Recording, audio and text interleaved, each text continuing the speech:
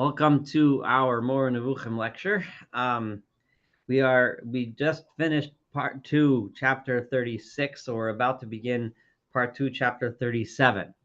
And Rambam has been talking about prophecy, how prophecy works. And I just want to remind you, in order to understand chapters 37 and 38, I'm just going to have to remind everyone of Rambam's brain model, right? The model of the brain according to Rambam.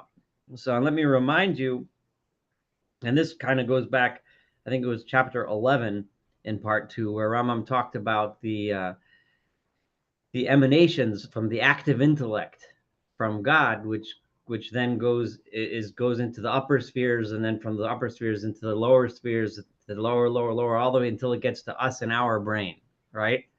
Now remember, I want to, nowadays, if somebody were to talk about an emanation coming from God and making our brains work, it would sound like a religious kind of idea, not a scientific kind of idea. But I want to remind you that in the Rambam's scheme here, the idea of an intellect being required to make something move or happen, and the idea that there was a prime mover, that God as an active intellect is the intellect behind everything, right? It was a scientific idea, not just a religious idea, right? So what the Rambam is developing here is really a scientific model, right? Now, so basically the way it worked is that active intellect, which is the part of our mind that is doing the thinking. That's the part of our mind where we make calculations, where we make decisions, where we practice logic and make conclusions. That's so it comes from all the way up above, ultimately God himself, right? And eventually it goes through each of the different stages of the world until it reaches our own brain. And then in our own brain, we have an active intellect, which is then doing this kind of thinking. That's one part of the brain. The other part of the brain corresponds with something much more physical, right? Which the Rambam told us before corresponds with physical parts of our brain, right? And that part is what he called the imaginative faculty. That part of the brain is producing all kinds of images in our minds that are related to the sensory phenomenon that we pick up from outside. And the driver of that imaginative faculty is usually, in most people, it's based on what our wants and what our desires are, right? So we're imagining the things that, so then the Rambam explained to us that a prophet is someone who has practiced his active intellect, perfected his active intellect so much that he has, usually he in Rambam's world, but he or she has perfected his active intellect so that he knows how logic works, he knows how nature works, he knows how science works, he understands the reality of things, right? And then he is so involved, and he has so ethically and morally perfected himself so that his imaginative faculty, right, is now imagining and seeing images and seeing and creating images and ideas and feelings and thoughts which reflect the accurate perceptions of the active intellect that works well, right? That he has honed to such a degree, both on a moral level, so that he's not thinking about his own selfish interests, and on a scientific level, so he's thinking real, true things as opposed to false notions. Okay, so again, there's the active intellect starting from God, but eventually becoming that part of us that is doing the active thinking, right? And then there's the imaginative faculty, which is much more physical, but which a prophet has learned to completely control. Okay, so in the prophet, they're kind of like fused. All right, so now that we can understand that, we can read through chapter 37 and 38, and we are on page 373 of the Pines edition. It is fitting that your attention be aroused to the nature of that which exists in the divine overflow coming toward us, right? Remember, Rambam is talking about this divine overflow, which is the energy. It's the overflow. It's the energy, the power, the everything that's behind what's in our mind, right? Right. What our active intellect is thinking. through which we have intellectual cognition and through which there is a difference of rank between our intellects. Not all of us have the same level. If you remember, right, in the Rambam scheme, there are intellects that are driving the very spheres of the universe to rotate, right? There are intellects, so those intellects are obviously on a much higher level than you and I. But even within us as human beings, there are intellects that are higher and intellects that are lower, right? Some of those intellects are a little bit higher on, and some of them are not as high. So there's a difference of rank. For sometimes something comes from it to a certain individual, the measure of that something being such that it renders him perfect but has no other effect, right? A person can receive that active intellect, and he can receive this emanation, I'll call it, from God, right? This wisdom that comes to him, and now he knows it. So it makes him perfect. In other words, he now has that knowledge in a perfect way. But that's it. It stops with him. But sometimes, on the other hand, the measure of what comes to the individual overflows from rendering him perfect toward rendering others perfect. He gets that knowledge, and then he shares that knowledge with other people and helps raise them to a higher level. This is what happens to all beings. Some of them achieve perfection to an extent that enables them. You see, you have to understand where Rambam is driving us towards an image of the prophet, right? So the image of the prophet as someone, but we're going to get there, but I'm just giving you a little hint to where he's going in one sense. And that is that the prophet is someone who takes this emanation, this knowledge that he has, right? And then he uses it. It overflows towards others. He uses it to teach others. He uses it to bring others closer towards perfection. Whereas others achieve perfection only in a measure that allows them to be governed by others, as we have explained. And some people only achieve enough perfection that enables them to learn from someone, right? It enables them to be humble enough to learn lessons from others that are teaching them. So you have different levels. Someone can learn on his own. Someone can learn on his own and teach, or someone cannot even learn on his own, but can get knowledge from other people. But he can be open enough to receiving that knowledge. After this, you should know that the case in which the intellectual overflows only towards the rational faculty. So now the Rambam is going to divide human beings into three categories, okay? And remember, you have the active intellect, which starts from God, goes through all of these levels, overflows, which is the language Rambam is using. You can think of it, there's all kinds of terms you can use, and eventually is what powers the rational faculty in our own brain, right? So some people, it stays there. He's going to divide the world into scientists, right? Prophets and soothsayers. Okay, those are the categories, the English terms I'm going to choose. So first, he's going to tell us about the scientists. So those are those people who that rational faculty, which that is perfected, right? So they've thought through everything with logic. They've studied the nature of reality. They know the laws that make things work, how things go, etc., right? But it does not overflow at all towards the imaginative faculty, either because of the scantiness of what overflows, or because of some deficiency existing in the imaginative faculty in its natural position. Because that person may not have perfected what I think the Rambam is saying here. That person may not have perfected his moral or ethical qualities, right?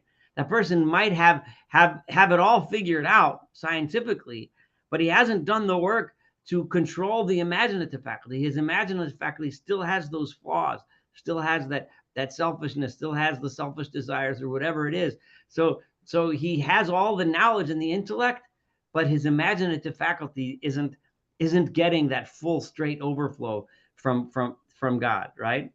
It's characteristic of the men of science engaged in speculation. That's people that are scientists that are engaged in study, right? Speculation is what we would call today scientific study, right?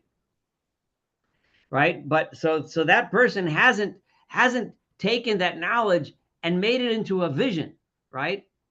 Now we all know, we can think of scientists, right, that were incredible geniuses, but they weren't the best of people as people, and they certainly weren't moral examples for others. But then when you think of scientists or men, people, men or women who have achieved tremendous levels in science and knowledge, whatever their field of knowledge was, whether it was physics or literature or whatever, but in a field of knowledge, they've achieved a tremendous level. And then that overflowed into them being a leader, a person who does things and had a vision for the world, a vision for making the world better, a vision for raising the level of the people around him or her.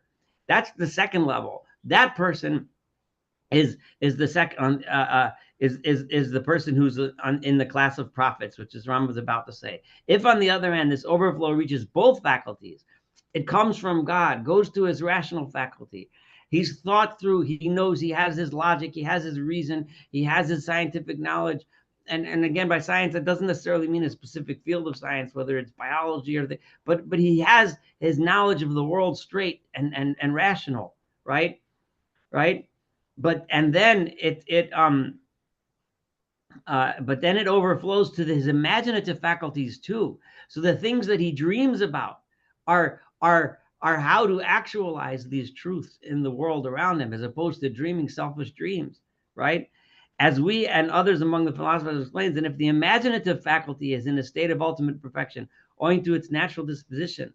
In other words, imaginative faculty, the Rambam said, is a physical, right? He related it to parts of our brain that's doing these thinking, right? But this person, that faculty is in its state of perfection because it's naturally disposed towards imagining thoughts of greatness, thoughts, visions of literally, I mean, I know it sounds kind of cliche, but visions of world peace, right? This is characteristic of the class of prophets. That's what a prophet is. That's what differentiates the scientist and a prophet. So now we have two categories of people. If again the overflow, but then there's a third category, right? A person who has that overflow coming, but he skips the rational. He skips the science. He doesn't think rationally, right? He doesn't study the world around him, right? He's just imagining all kinds of things, right? It reads so the overflow from God goes to the imaginative faculty, but it skips over rationality and science and reason and knowledge and logic, right? The defect of the rational faculty deriving either from its original is either he's a kind of person who's simply incapable of thinking very much. He's not the way we would call just simply doesn't have a very high IQ, or from insufficiency of training, or he never bothered or never had the opportunity, depending on the situation, to learn and study and read. This is characteristic of the class of those who govern cities, right? While being, and he means that it's in a derogatory way. The people that make themselves into leaders because they have all these visions, while being the legislators, the soothsayers, the augurs, and the dreamers of vertical dreams. They have all kinds of dreams and ideas in their imagination, but it's not founded in rationality and logic and reason and science, right?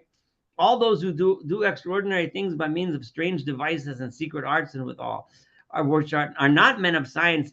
They belong likewise to this third class. All people that you see that every once in a while have various visions and ideas that sometimes might come up and might sound really good or make sense, but they're not grounded in reason. Those are the soothsayer class. That's the third class of people. You ought to obtain knowledge of what should a person do? You should obtain knowledge of the true reality. First, you have to fix your rational factor. You have to know what's real, right?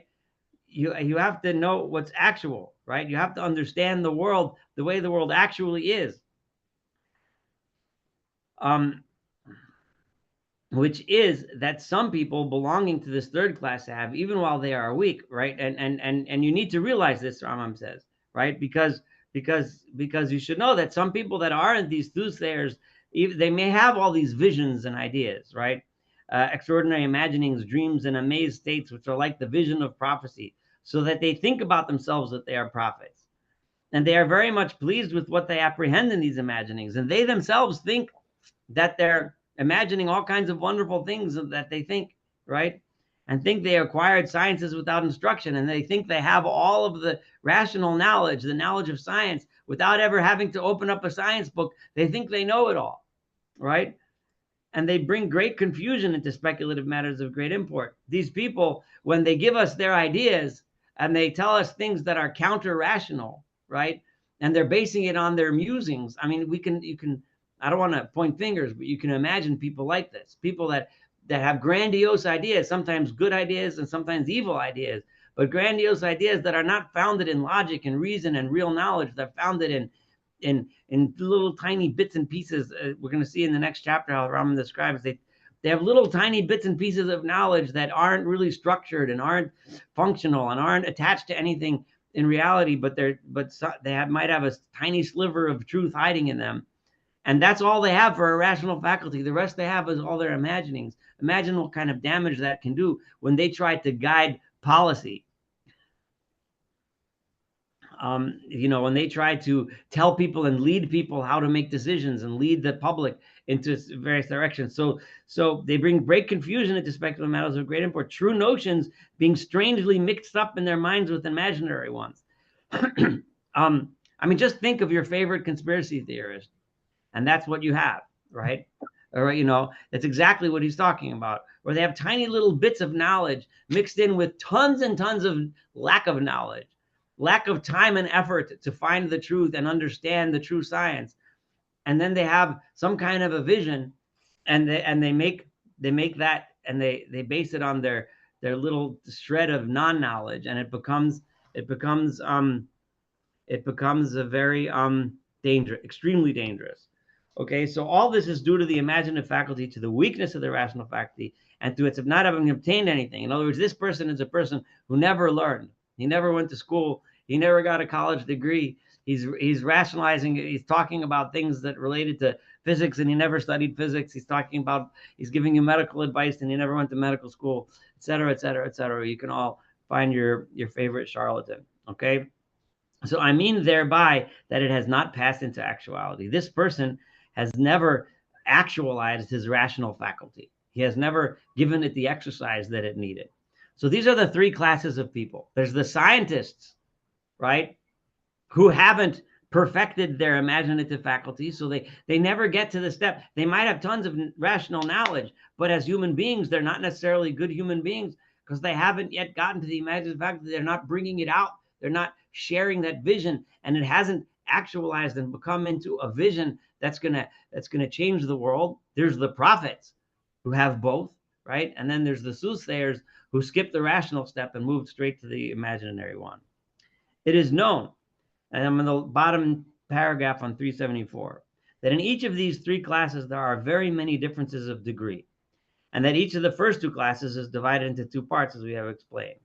So in other words, there's differences of degree, right? Of just how high or low a person is on the hierarchy of the categories that I just mentioned. For the measure of the overflow that comes to each of these two, right?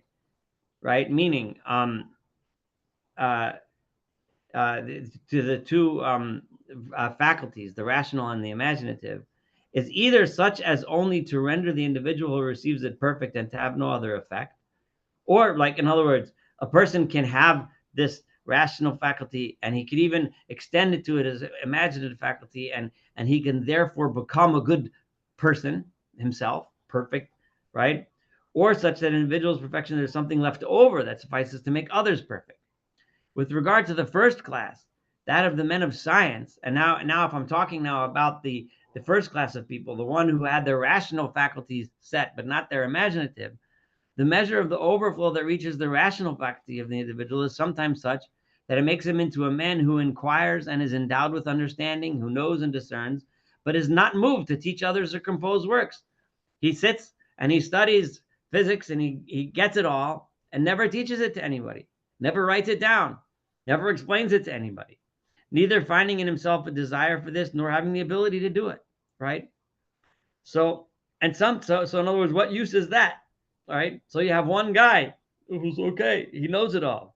Yay. But it doesn't, if it stops with him, what's the point? Right. And sometimes the measure of the overflow is such that it moves him of necessity to compose works and to teach. The same holds good for the second class, right? If we're talking about the prophet, there's different levels in a prophecy. Sometimes the prophetic revelation that comes to a prophet only renders him perfect and has no other effect. It could make him into a good person, change the kind of person that he is. But sometimes the prophetic revelation that comes to him compels him to address a call to the people, to teach them, and let his own perfection overflow toward them. And those are the prophets that we read about in the books of the prophets.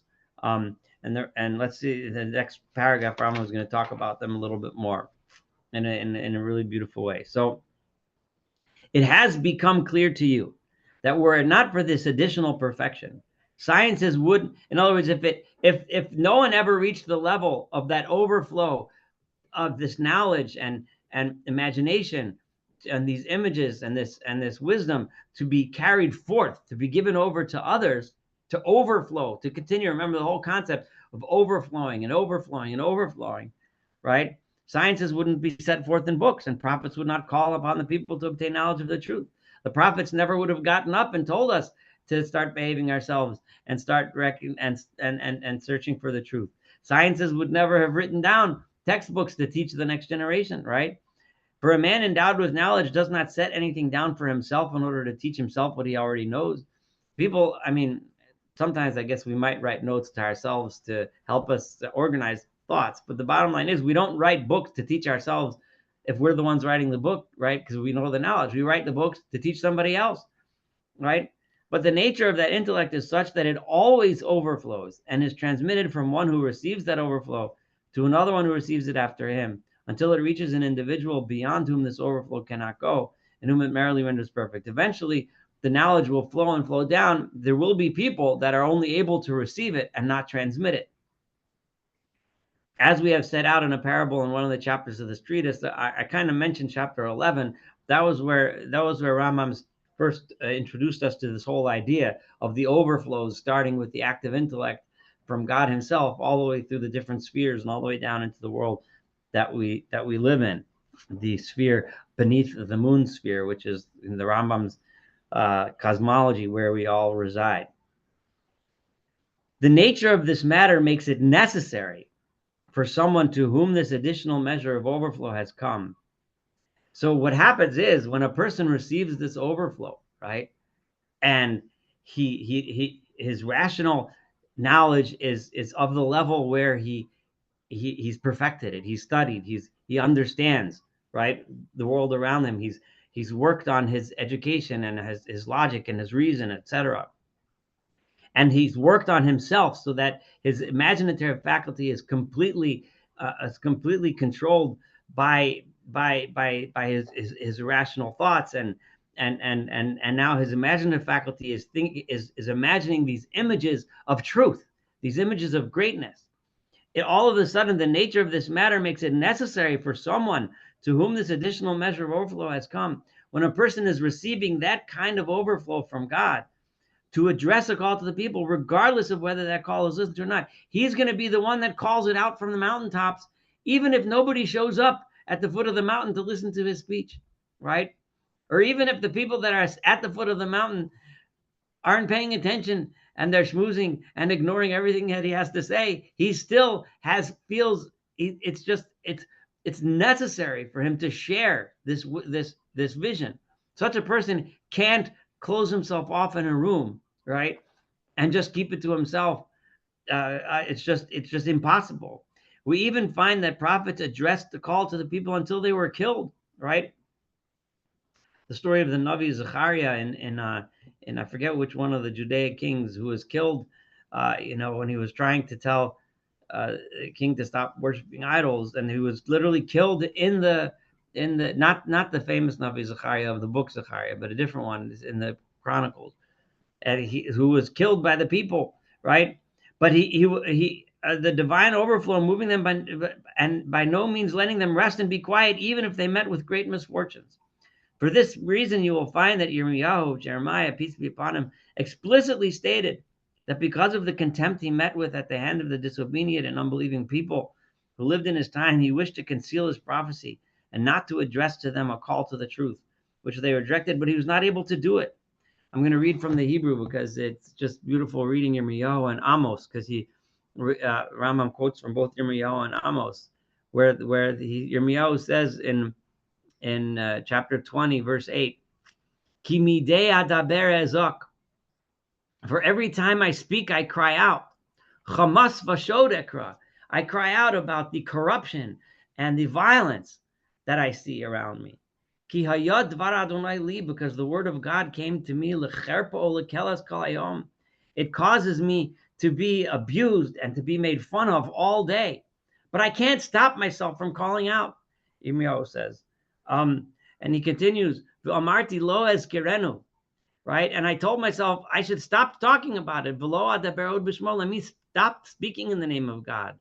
V'haya belibi ke'esh bo'eres, but in my heart it was like this fire burning. Atzur bi'atzmosai, it was like closed up in my bones. V'nil esi chalkel, and I was exhausted, right, from trying to hold it in below uchal, but I couldn't. I just couldn't hold it in. It was like this fire. I just had to let it out. Those that was the words of Yirmiyahu in Amos, chapter 3, verse 8, where he says, Aryeh sha'og, it's a lion has roared. Milo yira, who would not be afraid? Adonai Elohim diber, God, the Lord God Himself has spoken. Milo yinaveh, who cannot prophecy, who cannot speak the word of God. You know, I can't stop. I can't not do it. This is so, and this, so we're getting an image with each one of these chapters. We develop further what the image in the Rambam's mind of a prophet is, right? In the last chapter, he told us about his moral and ethical perfection, how he had to learn and study and know science and understand rational and reason, and how he's so involved in that his imaginative faculty has no longer any selfish things about it, no longer any, it's now that imaginative faculty sees and senses and responds to things in the world purely on the basis of what's good and what's right and what's true. And then the overflow that comes from God, that goes through his rational faculty and through his imaginative faculty, brings this vision, this flow, that he just has to share. And there you have a prophet. Okay, go ahead.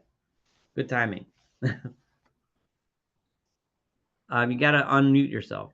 I got myself unmuted. Yeah, Okay. I was waiting for you to finish this. So two questions. First of all, age of prophecy. Did Maimonides believe a modern day prophet was still a possibility? That was my first question. And B, did Maimonides think he might be it? He might think that he might be a prophet? Yeah, he's working towards it. I feel like he's talking a little bit about himself, how he came to his own knowledge. So it just makes me wonder if maybe that's his reasoning behind all of his studies in all the realms. Well, there's no question that he is describing to his own philosophy on how he lived his life, you know, intellectually and morally, ethically, and how he perfected his own knowledge and person. And now, in terms of whether or not a person can have prophecy today, so the Rambam said, remember, at the end of 37, that we don't have prophecy anymore because we're in exile. And when we're in exile and we're subjected to exile, and there's so much suffering and pain and sadness and anger and so on in the world, right? We just, in those kind of moods, we can't have prophecy. The flip side is, and we're actually about to see in 38, where the Rambam said this process, which I'm emphasized all the way in the beginning of the lecture, which is really a scientific process, according to the Rambam. This idea of the emanation and overflow coming from God to the active intellect, to the imaginative faculty. This is the process. This is the way our brains work, our minds work, right? So there is bits of lower levels of prophecy that are accessible to all of us, that we all practice all the time. So but there's a certain level beyond which nowadays, right, that level which comes from God, right, that level of which we just can't access simply because the world is just too sad of a place, you know. And in the days of Mashiach, right, in the days of the Messiah, then we're going to be the world will be in a redeemed state where we can have prophecy again, because right. because we're just, we just can't. I mean, we look at the world around us, and it's just not. We can't, we can never really be happy. It's a pretty sad thought, but it's true. Yeah. I mean, we might be able to ignore it every once in a while, and then a boat hits a bridge. Yeah. Yeah. Um. So it's not. It's just not a. Anyway, so that's, yeah. So but there is a certain level which everyone has. Yeah. Go ahead. I see another hand up. Yeah, I was wondering. Maimonides gives us two faculties, I guess. One is the rational faculty, and the other is the imaginative faculty. Right. But there are other things that are going on in the mind that, for instance, memory. Does he discuss memory or recollection of things? And I mean, obviously, you have to be able to remember things in order to have a rational analysis of. Yeah. I don't. Actually, a little bit. He's going to touch on memory in chapter 38, but the Rambam, the memory is goes within both faculties, in the rational and in the imaginative. The brain has a way of storing that overflow in file cabinets, right? But he is going to talk about memory in the sense that like we like we train our rational brain to learn things, to know knowledge, and we train it, we exercise it like a muscle to learn how to analyze and how to seek truth and how to derive A from B and B from C, right? So Does he speak about emotion at all? That's a mental. I mean, that may be a more modern concept. Yeah, Emotions. because emotion is kind of mixed in with thought. I don't know that he does talk about it a lot in the Mishnah Torah and Hilchos Deos. We're going to see a little bit. You mentioned emotion, which to some a little bit he touches on, not really, but in the first paragraph which we're about to read, and a little bit about memory in the end of chapter 38. I don't know if we're going to get through all of chapter 38 tonight, but these, yeah, but you're definitely right. I mean, it's just not a sophisticated theory of the mind like you'd find in a 20th century a psychoanalyst, like Freud trying to develop or the many other models of how our brain works that have been thought of since then. I'm just not an expert at these things. But so it's not quite as sophisticated as that. And yeah, and you bring up a good point. Memory and emotion are certainly not teased out as well as they would have been, in our day. Let's see, because we'll have a little bit of a feeling of emotion in a minute. You'll see what I mean. Let's see. Any other comments on 37 before I go on? All right. Okay. So let's try. Let's see how much we can do of 38. No, that in every man there is necessarily the faculty of courage. This is what I mean. Courage is not exactly an emotion, but it's close. So we have a certain amount of courage, right? Because if we had no courage, were this not so, he would not be moved in his thought to ward off that which harms him. Like you would literally sit there, and if you wouldn't swat a fly that landed on your forehead. You wouldn't do anything that bothered you. Like you'd have fear of everything, right? So you have to have some amount of courage. You have to be brave enough, to stand up and walk to the kitchen refrigerator and open the door, right? And not be worried that you're going to be struck by lightning on the way or whatever, right? So there has to be some amount of courage in every human being, right? Among the faculties of the soul, this faculty is, to my mind, similar to the faculty of repulsion among the natural faculties. This is also the idea that we have a fear, right? So I think what he means here by repulsion, and you'll see why I say this, he's not referring to disgust, but he's referring to fear. It might be related to disgust, right? But we all have a level of fear, right? If we see a giant monster chasing us, we're afraid, right? We have a certain amount of fear. Fine. The faculty of courage varies in strength and weakness, as do other faculties. So you may find among people some who will advance upon a lion, someone who's so brave, he sees a lion, he'll go attack it, right? And others flee from a mouse. You see another person who shrieks their head off and runs out of the room when they see a mouse run across the floor, right? So the level of courage differs, right, between people. You will find someone who will advance against an army and fight it. You'll find a brave warrior who single-handedly will take on a vast army of enemies, right? You find another who will tremble and fear. And please, the women that are listening, don't be insulted. If a woman shouts at him, Rambam is thinking of a woman as somebody who's weak that you shouldn't be afraid of. So, and you can have a guy who's scared even of a woman. There also must necessarily exist a temperamental preparation in the original natural disposition.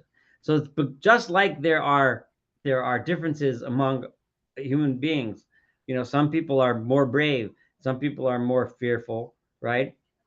There must be in the original natural disposition, in other words, which may increase through the passage of that which is potential to actuality, right? So like a person can be born a little bit more fearful or a little bit more courageous, but they can exercise that, right? They can train it themselves to be more brave, right? Through they might have the potential to be a brave warrior, but they have to be taught. They have to practice. They have to gain more confidence, right? A passage affected in consequence of an effort made with a view to it and in accordance with a certain opinion, right? So you decide, I want to be a courageous warrior. So you take upon yourself first a smaller challenge, and then a bigger challenge, and then a bigger challenge. And then you get knocked down a few times, but you get back up, and so on and so forth, until you train yourself to being stronger, more brave, or less afraid, or whatever. It may also diminish through a deficiency of exercise. And the same thing could happen the other way around. You could have the capacity to be a brave warrior, but if you sit around and run away from every challenge that presents itself to you in life, you let that wither, right? It can diminish through a deficiency of exercise. You never exercise your courage, right? You're constantly afraid, right? You never take any risk, right? So you end up becoming a coward, right? The abundance or the weakness of this faculty in the young is made clear to you from their infancy. And you can see sometimes in a child, that they may have certain propensities or certain abilities or skills or lack thereof, right? That you see in their nature from the beginning. And you can either train it and enhance it, or you can do the opposite. Similarly, and this is where it goes to what Billy was saying before, the faculty of divination. In other words, what we were talking about before, about how there's because prophecy works. See, this is the thing. Rambam's explanation of prophecy is following, in his mind, this is a scientific explanation of how our thoughts work, how our brains work, right? The active intellect, right? Remember, Aristotle said the same thing, right? The scientists were saying the same thing in those days, right? So we're all on a certain level, some kind of a prophet, right? But on a just much smaller level. So the faculty of divination exists in all people, but varies in degree. Our ability to divinate, which literally means to be able to anticipate what's going to happen, okay? It can also be called intuition, right? We just see certain things that because of the knowledge we've gained and experience we've gained in our lives, we just know that the likely outcome of this A, B, and C is going to be D, right? We could see it. We all know this, and it exists especially with regard to things with which a man is greatly concerned and about which his thought turns. Like, we can watch situations unfold, right? With certain people, we know how they react, and we just know this is going to blow up into a big fight, right? We just know the situation is going to lead to someplace no good, right? We know this is going to lead to somebody punching somebody, right? Or we know, or the opposite. We know this is, if we act in a certain way, it'll lead to bringing love between two people, right? Right. So the things that we care about, the things that matter to us, we can just watch it happen, right? I mean, I fortunately, as a doctor, I see this like almost every encounter. Person comes in, you see certain things about her that just trigger in your mind. You generally, what kind of person based on the way she talks, the way she acts, the way she answers questions, the way she asks questions. And you pretty much know that when you say this, this, and this, it's kind of going to lead to that, that, and that, right? You just feel it. Every once in a while, you always have to have an open mind, because every once in a while you're wrong, right? But 99 times out of 100, if you're doing something that you're familiar with, right, you see where it's going, right? And all of us in our own fields, in our own lives, in our families, in our interactions, we see this. Thus, you will find in your soul that so and so spoke or acted in such and such a manner in such and such an episode, and the thing is really so. Like, you might think to yourself, you might even have in your mind already the image of so and so saying such and such or doing such and such, and then you find out the next day that that's actually what happened, and it doesn't surprise you. It's almost like you are a prophet, but it's not because you're a prophet. It's because we know what happens when Joe goes to the bar. We know what happens, right? He ends up getting into a fight, and he comes home with a black eye, right? That's just, and you saw it like a prophet, right? So you will find among people a man whose conjecturing and divination are very strong and habitually hit the mark. You'll find some people who are really good at this, right? So that he hardly imagines that a thing comes to pass without its happening wholly or in part as he imagined it. The causes of this are many. There are various anterior, meaning a posterior. Anterior, I think, means things which happened in this person's past. In other words, he's watched things happen a certain way.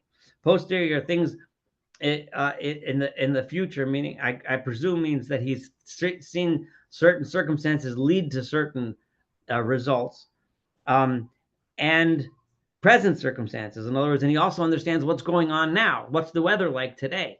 What are they serving at the bar? What kind of music is playing? And who's the speaker? Who's going to get the crowd riled up? So what's, you can sense what's coming.